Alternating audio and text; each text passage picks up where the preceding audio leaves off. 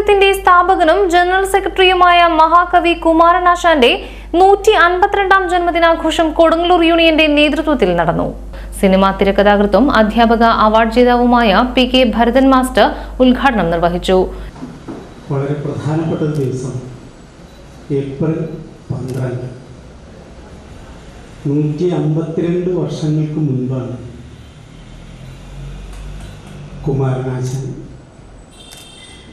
തിരുവനന്തപുരത്ത് ചിറയൻകീഴ് താലൂക്കിലെ കായിക്കര എന്ന് പറയുന്ന സ്ഥലത്ത്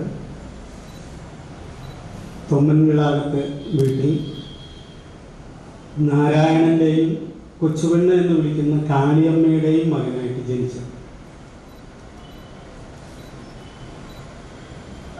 ഒരു കടലോര ഗ്രാമത്തിൻ്റെ പശ്ചാത്തലത്തിൽ വളർന്ന വളരെ നല്ല ഒരു പശ്ചാത്തലമുള്ളൊരു കുടുംബത്തിലാണ് അദ്ദേഹം ജനിച്ചു വളർന്നത്. അച്ഛൻ അദ്ദേഹത്തിന് വളരെ സാമൂഹിക പ്രസക്തിയുള്ള ഒരുപാട് കാര്യങ്ങളിൽ ഇടപെടുന്ന ഒരാൾ കൂടിയായിരുന്നു ശ്രീനാരായണൻ.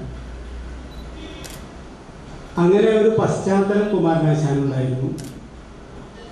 152 വർഷം കഴിഞ്ഞു.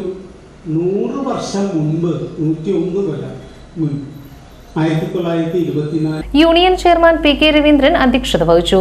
യൂണിയൻ കൺവീനർ PK പ്രസന്നൻ ആമുഖ പ്രസംഗം നടത്തി. യോഗം കൗൺസിലർ ബേബി റാം മുഖ്യപ്രഭാഷണം നടത്തി.